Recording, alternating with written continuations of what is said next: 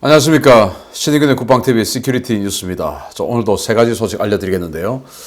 지금 미국과 러시아가 너무나 세게 충돌하고 있고, 나토와 러시아, 그리고 이 러시아가 우크라이나, 이렇게 해서 정말 전 세계가 난장판이 되어가고 있는 상황인데, 이 상황이 지금 어떻게 가고 있는지 간단하게 정리를 좀 해드리겠습니다. 그리고 북한이 거의 연속으로 미사일 발사를 했는데 이 미사일이 이런 거다라고 또 자랑을 했는데 어떤 미사일들인지 제가 또 간단하게 분석을 해드리도록 하고요.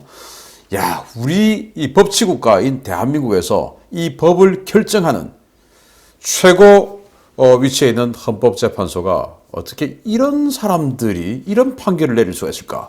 과연 이게 대한민국 헌법을 정말 수호하는 사람들이 맞는가? 아니면 조선민주주의 인민공화국의 이익을 위해 존재하는 사람들인가 하는 의심이 들 정도로 이건 정말 충격적인 판결을 내렸는데요. 이 판결 어떤 건지 한번 보겠습니다. 미국이 러시아가 공식 서한 형태로 발송한 안전보장 요구 합의서를 공식 거부했다는 소식입니다. 국제 유가는 급등하고 있고 유럽의 정세는 냉전 이후 최악의 상황으로 치닫고 있습니다. 미국이 러시아가 요구한 안전보장 요구 합의서를 공식 거부했으며 이로 인해 러시아가 오는 2월 베이징 올림픽 종료 직후에 우크라이나를 침공할 것으로 보인다고 웬디 셔먼 미 국무부 부장관이 현지 시각 1월 26일 밝혔습니다. 셔먼 부장관은 AP통신 등 언론과의 인터뷰에서 러시아는 우리 측에 우크라이나의 나토 가입을 영구 금지하고 유럽에 배치된 미국의 전술 핵무기를 모두 철수하며 동유럽 지역에 배치된 서방 병력과 장비도 뒤로 물리라는 요구를 해왔다 라고 밝혔습니다. 셔먼 부장관은 미국과 나토는 러시아의 이 같은 요구를 거부했으며 이런 내용을 담은 답변서를 존 설리번 러시아 주재 미국 대사가 직접 러시아 외무부에 전달했다 라고 밝혔습니다. 러시아가 요구한 안전보장 합의서의 핵심은 미국이 폴란드와 루마니아에 설치한 이지스 어쇼어를 폐기하고 발트 3국과 폴란드의 전진 배치 실험을 하고 있는 중거리 타격 전력의 전면 철수, 유럽 내 전술 핵무기 철수와 우크라이나 문제 간섭 중지 등인데요. 미국과 나토는 서유럽의 안전 완충지대 확보를 위해 이 같은 입장 수용이 불가하다는데 뜻을 모은 것으로 전해졌습니다. 이에 따라 러시아의 군사 행동은 불가피한 상황으로 치닫고 있는데요. 이 여파로 이미 국제 유가는 7년 만에 최대치를 경신했고 국제 곡물 가격도 술렁이고 있어서 올봄 전 세계적인 에너지, 식량 대란에 대한 우려가 점점 더 현실로 다가오고 있습니다. 러시아가 정말 세게 요구를 한 것 같습니다. 이 요구를 들어주면 미 정부는 지금 바보 인정하는 것이고 또 러시아는 또 이렇게 세게 요구했다가 미국이 다 거부했는데 그래 알았어 그럼 우리 우크라이나 가만둘게 하면 또 러시아가 또 바보 인정하는 것이고 서로 간의 자존심이 완전 그냥 이거는 양보할 수 없는 상황으로 부딪혀 버렸습니다. 예를 들어서 이 협상을 하려고 하면은 이 러시아가 이 정도 세게 나왔으면 우리 다는 못 들어주고 그 중에 지금 발트 3국하고 폴란드에 배치 실험 중인 이 공격용 지대지 미사일 이거 정도는 우리가 양보할게. 그 대신 우크라이나 때리지 마라. 이 정도로 협상을 했으면 어떨까라는 생각이 드는데 미국과 나토는 이 모든 것들을 거부했습니다. 이제 러시아가 왜 이렇게 발끈하고 나서냐 하면은 이제 이 역사는 트럼프 시대로 올라가는데요. 트럼프 대통령이 INF 즉 중거리 핵 전력 조약을 파기했죠. 러시아가 가지고 있는 이스칸데르 그리고 칼리브르 지대지 순항미사일 이런 것들이 이거 지금 INF 위반한 거 아니냐. 이제 이러니까 러시아도 니네들도 지금 이지스 어쇼어 배치했잖아. 그런데 이지스 어쇼어는 방어무기 아니겠습니까? 이지스 레이더와 마크 41 수직 발사관을 육상에다 배치를 해놓고 SM3를 가지고 이제 요격하는 탄도미사일 요격하는 방어체계인데 그러다 문제는 그 마크 41이라는 그 발사관이 문제예요. 이 안에 SM3만 들어갈 수 있는 게 아니고 토마호크 순항미사일도 들어갈 수 있고 앞으로는 제즘 순항미사일도 들어갈 수 있고 이런 공격용 무기도 들어갈 수 있으니까 그 뚜껑 열어보기 전에는 그게 SM3만 들었는지 아니면은 토마호크가 들어있는지 우리 알 수 없지 않냐. 그러니까 그 이지스 어쇼 빼 이제 이런 거였거든요. 그러다가 그냥 됐다 그냥 INF 폐기하자 이렇게 해서 이제 트럼프 대통령이 중거리 핵 전력 조약을 폐기를 해버렸는데 이때는 러시아가 꼼짝도 못했습니다. 왜냐? 일단 적과 싸우려고 하면 적의 강점을 무너뜨리고 적을 때려야 되죠. 그래서 이 러시아의 강점은 바로 에너지 자원을 가지고 불을 창출하는 거죠. 석유, 그리고 천연가스, 특히 천연가스는 뭐 유럽의 생사 예탈권을 다 쥐고 있을 정도로 파이프라인을 통해서 유럽에 제공하고 있고, 그래서 다시 추가로 독일에 파이프라인을 건설하는 것을 메르켈 총리에게 트럼프가 하지 마라. 지금 러시아 옥죄어야 되는데 그거 하면은 러시아에게 더 이 권력을 더 강화시켜 주는 거 아니냐 해도 이제 메르켈 총리가 싫어 우려할 거야 하고는 이제 그 노드스트림 2를 해버렸죠. 뭐 어쨌든 트럼프 시대에는 셰일 가스 그리고 셰일 오일 이런 것들의 개발과 대량 생산으로 인해서 세계 석유 가격을 왕창 떨어뜨려 버리고 천연가스 가격을 왕창 떨어뜨려 버리니까 러시아가 그냥 기진맥진했습니다. 그런데 지금 바이든 들어와서 셰일 금지시켜 버리고 뭐 이러니까 세계 석유 가격과 가스 가격이 확 올랐죠. 당연히 러시아에게 돈이 많이 들어가게 되는 것입니다. 돈이 많이 들어가게 되니까 권력과 파워, 자신감이 생기죠. 그러니까 이제 이렇게 나가는 것인데, 뭐 제가 바이든 대통령 들어갈 때 이거 세계 에너지 가격 엄청나게 올라갈 것이고 중동 지역 아마 난장판 될 것이다 라고 예측 방송을 했던 적이 있는데 그게 지금 다 맞아 들어가고 있는 안타까운 상황이 벌어지고 있습니다. 많은 사람들이 예상을 했던 그 딥스테이트의 전이가 바이든이고 그 딥스테이트들은 이렇게 중동을 난장판으로 만들어서 석유 선물 옵션 여기에서 아주 큰 이익을 취할 것이다 라는 예상들을 많이 했는데 그게 지금 사실이 아닌가라고 생각이 돼요. 그래서 이렇게 미국과 러시아, 나토와 러시아가 세게 이제 충돌을 하게 되니까 석유 가격이 막 치솟고 있습니다. 7년 만에 최고가인데, 자, 오늘 현재 1월 28일 현재 가격을 보면 텍사스산 중진류 가격이 배럴당 87.95달러, 그리고 북해산 브렌트유 가격이 배럴당 90달러, 그리고 두바이유 가격이 배럴당 87.8달러. 트럼프 시대 때 막 35달러, 40달러 뭐 이러던 이 석유 가격이 이런 식으로 2배 이상으로 올라 버렸습니다. 그러다 보니까 러시아가 힘을 가지게 되는데 지금 러시아가 미국에게 요구하는 거 사실은 미국이 들어주기 힘들어요. 이지스 어쇼, 루마니아와 폴란드 여기에 설정 이거 철수해라. 이거 어떻게 철수하겠습니까? 이게 서유럽의 생사 예탈권 그리고 서유럽에서 유럽에서 미국 쪽으로 쏘는 그 ICBM을 중간에서 상승 단계에서 요격하는 그런 자산인데 이걸 어떻게 빼겠습니까? 그리고 발트 3국 또 이 폴란드 여기에 지대지 미사일 LRHW 이런 거 배치하죠. 지금 우리나라에도 배치하고자 지금 노력하는데 그거 빼라 하지 마라 라는 것이고, 또 동유럽에 알바니아, 불가리아 이런 데 들어와 있는 병력 빼라. 그리고 우크라이나 절대로 나토 넣지 마라. 그리고 우크라이나 우리가 때려 죽이든 말든 간섭하지 마라. 이걸 어떻게 들어주겠습니까? 그래서 다 들어주지는 못한다 하더라도 공격용 무기인 LRHW 지대지 미사일 2000km짜리 지대지 미사일이죠. 이걸 발트 3국은 바로 모스크바 코앞이니까 여기에 배치하는 이것만이라도 가지고 한번 협상을 해보는 건 어땠을까? 라는 안타까운 마음이 듭니다. 어쨌든 우크라이나 좀 지켜줬으면 좋겠는데 우크라이나가 아주 넓은 곡창 지역 아니겠습니까? 밀 생산이 어마어마한데 그래서 우크라이나가 전화에 휩싸일 것 같으니까 지금 곡물 가격까지도 들썩들썩. 밀이 올라가면은 대체 작물 가격도 올라가게 되죠. 그렇게 해서 모든 곡물 가격이 들썩들썩. 석유는 이미 지금 치솟고 있고 이런 상황으로 되고 있는데 좀 안정화되었으면 좋겠습니다. 좀 이성을 나토, 미국, 러시아 다 이성을 좀 차리고 서로 양보 좀 하면 어떨까라는 생각이 들고 앞으로 미국에서 셰일 가스 이거 다시 해야 돼요. 그래야 지금 러시아가 큰 소리를 못 치는데 도대체 바이든 정부는 왜 셰일을 못하게 하는지 이해가 안 됩니다. 두 번째입니다. 북한이 1월 25일과 27일 각각 발사한 미사일의 종류와 그 성능에 대한 자료를 공개했습니다. 날이 갈수록 일취월장하는 북한의 미사일 기술, 그 배후에 누가 있을지 궁금증이 커지고 있습니다. 북한이 장거리 순항미사일 체계 갱신을 위한 시험 발사와 지대지 전술 유도탄 상용 전투부 위력 확정을 위한 시험 발사를 진행했다고 조선중앙통신이 1월 28일 보도했습니다.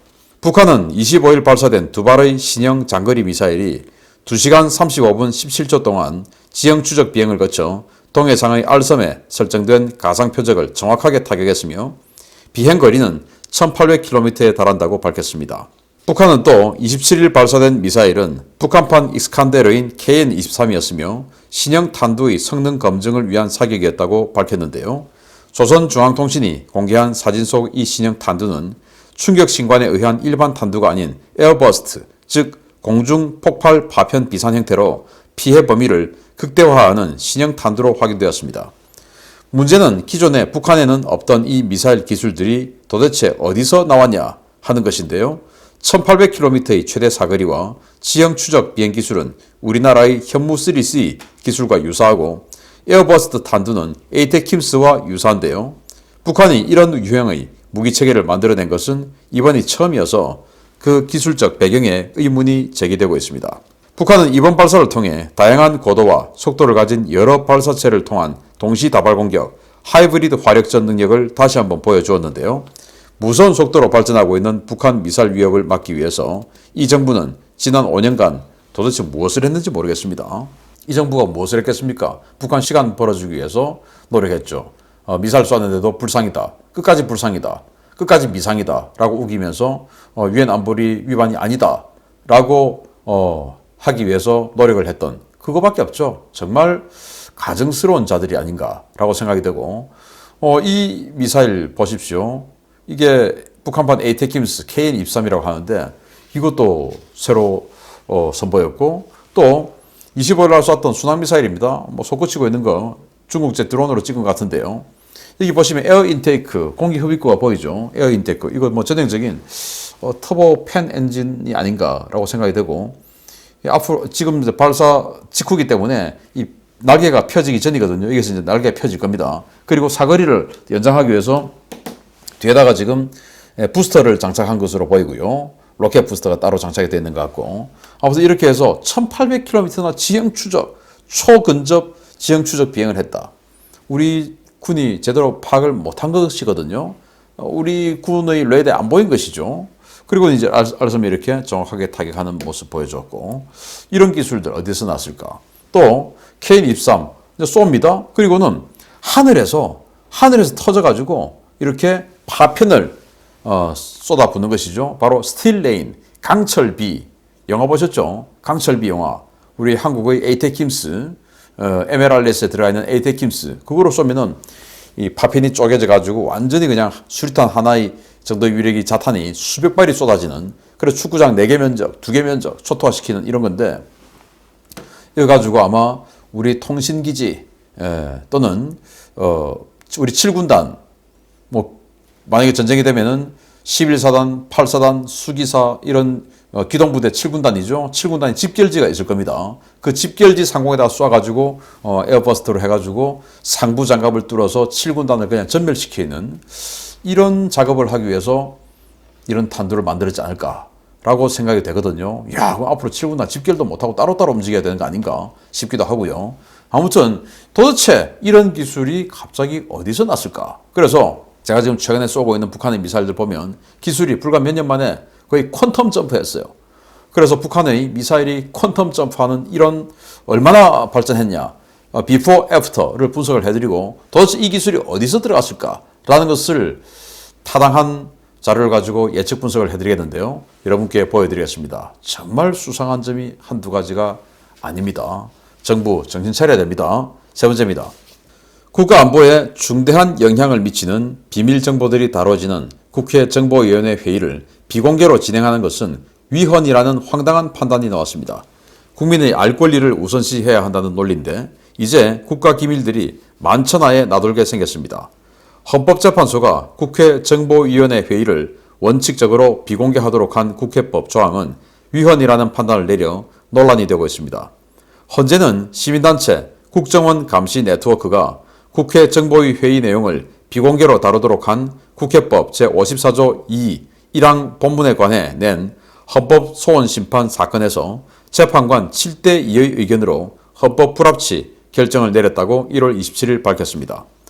헌법 소원을 낸 국정원 감시 네트워크는 좌파 성향 시민단체인 환경운동연합이 만든 외곽단체 중에 하나인데요. 환경운동과 정보기관 활동 감시가 도대체 어떤 연관이 있는지 모르겠지만 이들은 국회 정보위 회의 방청을 요구해 왔다가 거부당하자 헌법 소원을 제기했습니다. 헌재는 특정한 내용의 국회 회의나 특정위원회의 회의를 일률적으로 비공개한다고 정하면서 공개의 여지를 차단하는 것은 헌법 제50조 1항에 부합하지 않는다라며 심판 대상 조항은 정보위 회의 일체를 비공개하도록 정함으로써 정보위 활동에 대한 국민의 감시와 견제를 사실상 불가능하게 하고 있다라고 지적하며 국회 정보위 회의 내용 공개를 명령했습니다. 이 판단 과정에서 이은혜, 이영진 재판관은 정보위의 모든 회의는 실질적으로 국가기밀에 관한 사항과 직간접적으로 관련돼 있어서 국가안전보장을 위해 비공개가 필요하다라고 소수 의견을 냈는데요. 국가안전을 위한 지극히 당연하고 상식적인 목소리가 소수 의견으로 전락하는 세상, 정말 한 번도 경험해보지 못한 나라가 되고 있습니다. 놀랍지 않습니까? 헌법재판소 재판관들이 대한민국 헌법 수호를 위해서 저 자리에 앉아 있는 거 아니겠습니까? 어마어마한 자리인데 어떻게 대한민국을 안보를 위태롭게 하는 이런 결정을 내립니까? 모든 법은요, 우리 대한민국 법은 대한민국의 생존을 위해서 존재하는 거 아닙니까? 그런데 국민의 알 권리라는 미명하에, 물론 미명은 아니죠. 그런 명분으로 정보위 회의를 전면 공개하라. 자, 이 국정원 감시 네트워크. 여기는 환경운동연합의 외곽단체입니다. 환경운동연합, 이재명도 자기가 활동했다고 주장하는 바로 그 단체, 좌파단체들 아닙니까? 아주 수상한 자들인데, 여기에서 진짜 환경해야 될 태양광이라든지 완전히 지금 대한민국 산하를 망치고 있는 앞으로 그 태양광의 어마어마한 그 패널 폐기물들 어떻게 처리할 건지 이런 것들은 따지지 않고 있는 자들이 국정원 감시 네트워크를 만들어서 뭐 하겠다고 만들었고, 거기에서 좀 보려고 했더니 안 보여준다. 방청 신청했더니 안 보여준다. 비공개다. 그러니까 헌법소원, 국민의 알 권리 무시. 이렇게 해가지고 헌법재판소에서 7대2. 놀랍지 않습니까? 7대2의 압도적인 표결 결과가 나왔다. 정말 놀랍습니다. 그래서 이 헌재 멤버들이 어떤가 보니까 헌재 소장이 유남석이라는 분인데 전남 목포 출신의 우리법 연구회 출신이죠. 그리고 여기 있는 면면들이 대부분 참여연대, 우리법 연구회, 또 좌파단체 추천받아서 민주당에서 임명한 사람, 완전히 그냥 그런 사람들이에요. 이야, 정말 대한민국 정상화를 어디서부터 어떻게까지 시켜야 되겠는지. 지금 대한민국을 수호하는 가장 탑에 있는 여기부터 정상화 시켜야 되는 거 아닌가 라는 생각이 들 정도 소름 끼치도록 무서운 내용들인데요. 자, 이 국회 정보위 활동이 국민에게 공개되어야 그 국회 정보위 활동을 감시할 수 있다라고 하는데, 국회 정보위가 그걸 공개되어야만 감시받는 기구입니까? 아니죠. 거기에서 북한에 대한 정보, 우리 내부 정보 어마어마한 것들이 다뤄지고, 그렇게 해서 그냥 양당 간사가 그거 듣고 나와서 그것도 공개할 만한 내용들만 가지고 공개를 해주고 이렇게 하는 것인데, 그걸 전면적으로 방청 허용을 한다. 그럼 실시간으로 북한에 중계해주겠다 이거 아닙니까? 이게 말이 됩니까? 우리의 정보 능력, 정보 역량, 그리고 우리가 취득한 정보 내용, 이 모든 것들을 북한에게 실시간으로 알려주겠다고 하는 이 헌재, 이게 도대체 대한민국 헌재냐? 조선민주주의 인민공화국, 조선노동당을 위한 판결이 아닌가라는 의심이 들 정도가 소름 끼치는 그런 판결 아닙니까? 그리고 이 국정원 감시 네트워크라는 이 단체, 도대체 이 목적이 뭔지, 이런 단체들 정말 대한민국 정상화를 해서 이런 단체들이 시민단체 설립 신청만 한다고 해서 그래 시민 모였으니까 단체 하세요 라고 사단법인 허가해주고 한 이런 것들 전부 전수조사해서 정말 대한민국을 위한 단체인지 북조선을 위한 단체인지 다 밝혀내어서 대한민국 정상화 시켜야 되지 않겠냐라는 생각이 드는데 정말 소름 끼칩니다. 마치겠습니다. 감사합니다.